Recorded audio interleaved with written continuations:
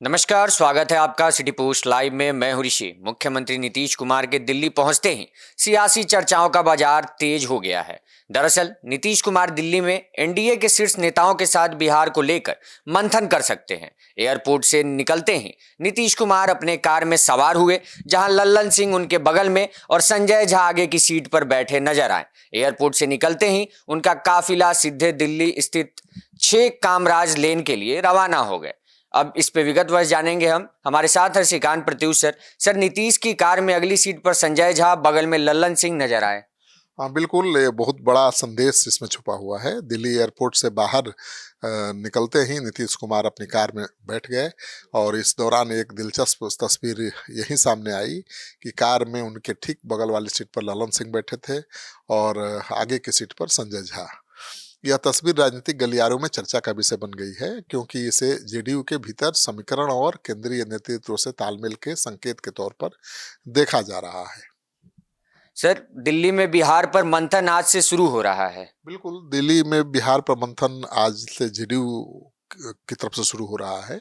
आज जेडीयू राष्ट्रीय कार्यकारिणी की बैठक है, जिसमें नीतीश कुमार भाग लेंगे और कल बीजेपी की बैठक है, जिसमें बिहार बीजेपी के तमाम नेता भाग लेंगे। आज ही दिल्ली पहुंच चुके हैं, मुख्यमंत्री भी पहुंच चुके हैं, सम्राट चौधरी, विजय सिन्हा, तमाम बीजेपी के बड़े नेता पहुंच चुके हैं। तो बिहार के मुख्यमंत्री नीतीश कुमार के दिल्ली दौरे ने सियासी हलचल तो तेज कर ही दी है।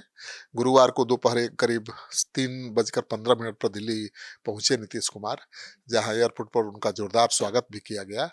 इस दौरान केंद्रीय मंत्री और जेडीयू के वरिष्ठ नेता लल्लन सिंह और राज्यसभा सांसद भी मौजूद थे। एयरपोर्ट पर पहुंचते ही नीतीश कुमार ने मीडिया की ओर मुस्कुराते हुए अभिवादन किया, लेकिन किसी भी सवाल का जवाब दिए बिना सीधे अपने काफिले की ओर बढ़ गए।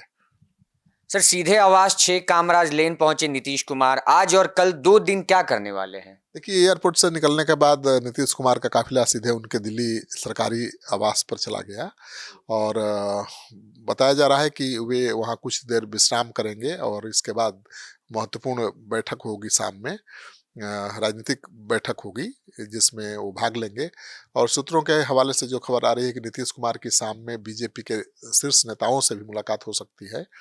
इस संभावित बैठक को बेहद अहम माना जा रहा है, क्योंकि इसमें बिहार में नई सरकार के गठन को लेकर अंतिम रणनीति तय होनी है।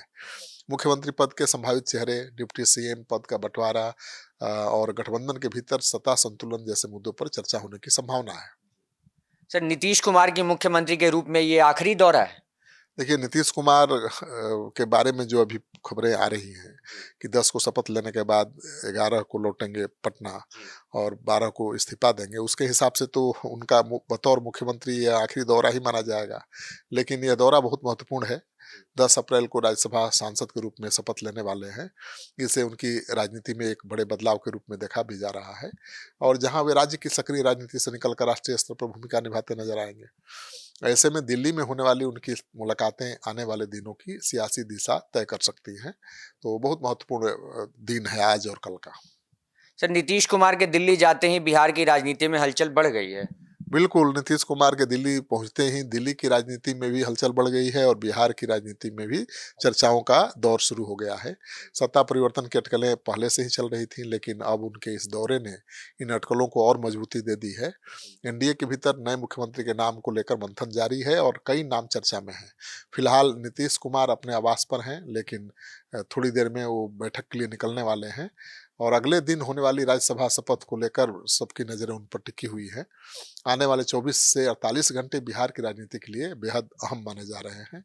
यह साफ है कि दिल्ली में हो रही गतिविधियां सिर्फ एक औपचारिक दौरा नहीं है, बल्कि बिहार की सत्ता की नई तस्वीर तय करने वाली साबित हो सकती है। तो ये बहुत महत्वपूर्ण दिन है आज का और कल का, क्योंकि कल नीतीश कुमार राज्यसभा का शपथ लेने के बाद क्या करेंगे, इस पर सबकी नज़र टिकी हुई है। क्योंकि अभी तक नीतीश कुमार ने तो औपचारिक ऐलान नहीं किया है कि वो सीएम की कुर्सी कब छोड़ेंगे और सीएम की कुर्सी किसके पास जाएगी। ठीक है, और अभी 85 विधायकों वाली पार्टी के नेता हैं, उनको दबाव में लेना भी बड़ा मुश्किल है।